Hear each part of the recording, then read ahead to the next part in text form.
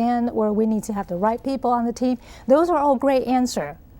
But the three major categories for impacting business value are timing, timing, and timing. Personal timing, business timing, as well as economic timing. Personal timing means that the business owner has to be ready. You can't force them to get out of the business. Business timing means that the business has to be mature enough, have the foundation, can continue to create value so the investors can benefit from it as well.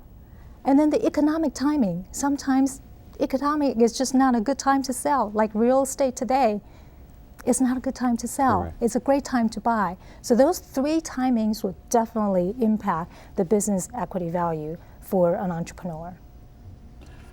I think, how do you see in some cases, whereas I know you talk about the timing, we want it to happen overnight, and it's a process. I mean, sometimes we think it's going to be successful in 1 month, or and it takes time. I think that entrepreneurs not only are risk takers, we absolutely have no patience. No patience. Absolutely no patience at all. We just wanted to have things happen right away. And fortunately, unfortunately, unless you know a shortcut, or unless you have a mentor, or unless you have someone really guiding you through it, like how I have my rafting guide that on the boat with me, unless you have those helping you along the way, it is not going to happen so fast. Sometimes professional services, as an example, like a consulting firm, their sales cycle could be as long as 6 to 12 months. Sometimes the sales cycle could be longer than 12 months if you're selling heavy equipment. So yeah, patience is just not an entrepreneur's virtue, I guess.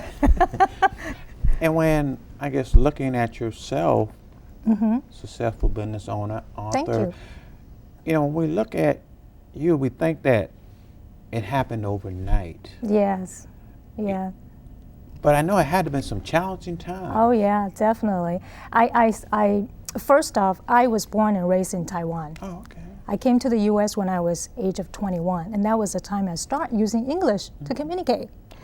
And so there was a lot of challenge, and I started my first business in 1993.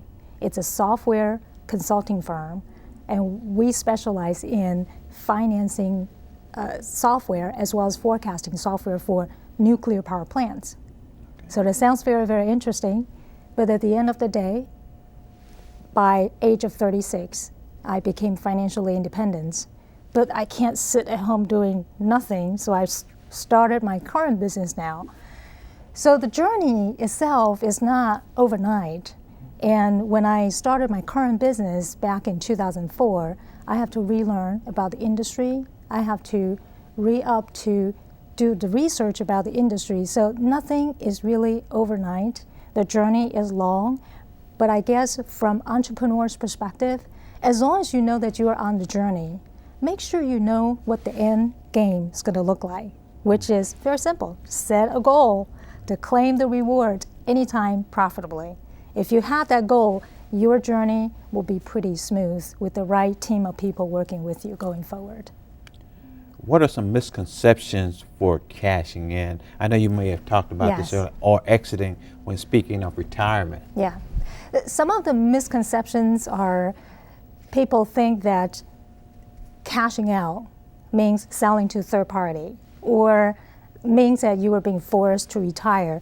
From an entrepreneur's perspective, because we are all very proud control freak, so to speak, we don't like to have the fact that saying we are being retired. Or in the other words, sometimes I heard people saying, what they're really saying is, I don't want to lose my social identity. Therefore, that misconception for entrepreneur often comes back in, and so they think that just by keep going in their business, that is the solution. Not necessarily. Sometimes when the business is good, it might be time to let it go. Or sometimes it's time for other people to step in and move it forward to the next level. So some of the misconceptions, other than just retirement, is that there are 27 different ways to cash out. And most people only know about selling to third party. So imagine if you have 27 different tools to use over time, and you don't have to use just one. You can use combination of them. The key thing is you gotta have time to plan early so you can utilize multiple of them over the years and cashing out, getting your rewards over time. Are these some of the guidance that you provide to entrepreneurs during your seminars? Sometimes I do them in the seminar, sometimes I work with clients one-on-one, but majority of the things that I mentioned in your show today are available in the books in much greater detail. What are some unfavorable triggers potentially decreasing the equity value in private businesses? Yeah, we mentioned earlier about that there are 23 mission critical activities. Correct.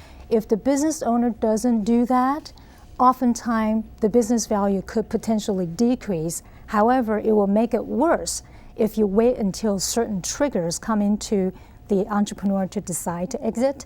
And there are health problems.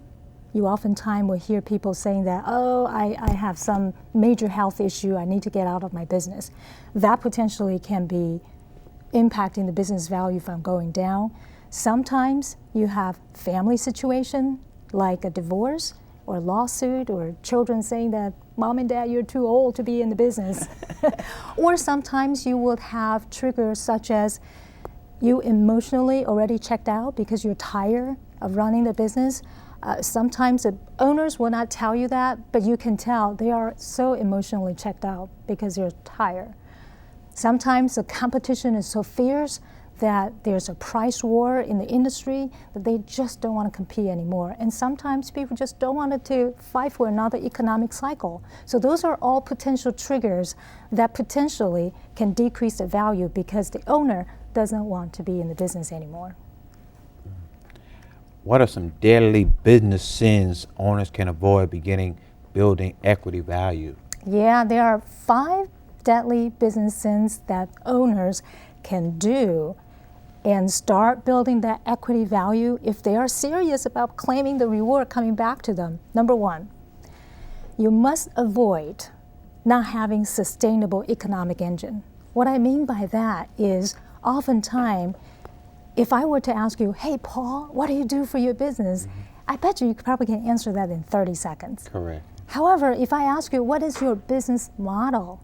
You probably would take a while before you answer that question.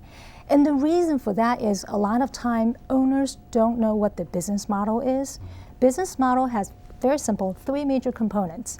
You got your business purpose, you got your core competencies, and you got your profit formula.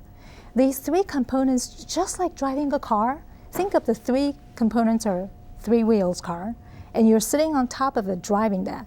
What do you think if one of the wheel get deflated? That's could be a tragedy. It's going to be some accident's going to happen. Correct. And so if that's happening, you will feel like you're working so hard in your business, not getting anywhere. So you want to make sure that those business components are aligned properly. That's what I mean by making sure that you review your business model on an annual basis, making sure that your business have the right economic engine to move forward. So that's number 1. Number 2 is only utilizing push marketing. What do I mean by that? Push marketing, you probably know what push marketing is. No, ma'am. Push marketing like this, a show, Okay. a media show, or advertising, radio show, TV shows, social media, those are push marketing. That means that you continue to push to your customers to get more business. What I mean by that is entrepreneurs are great at doing push marketing, but you want to also do pull marketing. Pull marketing means that instead of you seek your customer out, pull marketing means that your customer actually seek you out. You want to make sure you have both push marketing and pull marketing coming to your business. Number 3 sins that you wanted to avoid is lack of predictable profits. Lack of predictable profits. What I mean by that is a lot of time, some business simply don't show profits. And when you don't show profit for a number of years, it gets really, really stressful. So you want to make sure not only you have profits in your business, you want to also make sure that the profits, it's predictable. And number 4, sins to avoid is not knowing the return on investment of every single producing employees. What I mean by that is, for example, a client of mine, she was in a business where she knew that she has to expand.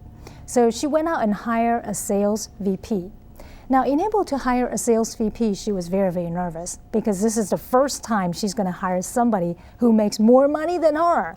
So I asked her, how much return on investment do you think that you ought to have from this new sales VP? She doesn't know how to answer the question.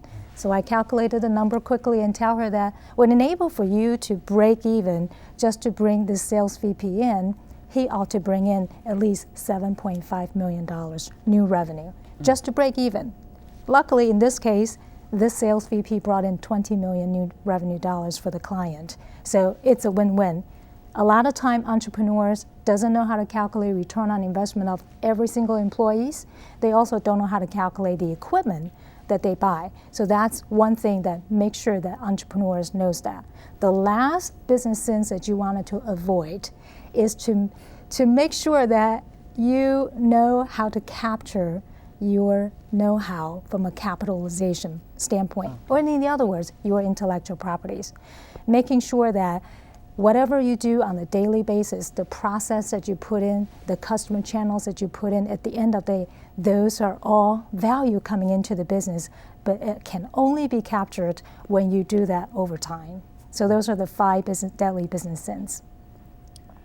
What are some of the major categories of activities that can help owners build equity value? Right. There are 3 major categories of activities that will definitely help business owners to start building that business equity value back to them if they are serious about claiming the rewards, if you will. The first category is what we call increasing the recast EBITDA. EBITDA basically stands for earnings before interest, tax, and amortization. In a nutshell, it's a net profit. You want to make sure that you have the ability to increase those net profit over time. So that's number 1. Number 2, activities that you wanted to reduce the risk in the business. For example, some businesses have 90% of their revenue comes from one customer. That's a humongous amount of risk that no investor and buyer wants to buy. So you want to make sure over time you can reduce the risk on the business. And number 3 activities is to make sure that you employ high yield capital, which means that making sure whatever the investment that you put in your company are still yielding the right return for you. So those are the 3 major categories of activities that entrepreneurs must do in able to capture those value over time. I know we're running out of time right now, Ms. Chien. If someone wanted to get in contact with you, how would they go about doing that? Well, they can go onto my website, chialichien.com. They can find out our information on the website. But if I were to say one thing to entrepreneur, I would definitely say set yourself a goal to be able to claim that reward anytime profitably. Ms. Chien, I really appreciate you coming on the show, and anytime you want to come back, I really appreciate it. Oh, thank you. Ladies and gentlemen, Ms. Chia-Li Chien. You can also watch the show on YouTube. For the Paul Brown Show with guest Chia-Li Chien. It's on Facebook, Twitter. She's an awesome young lady. You be encouraged. Thank you.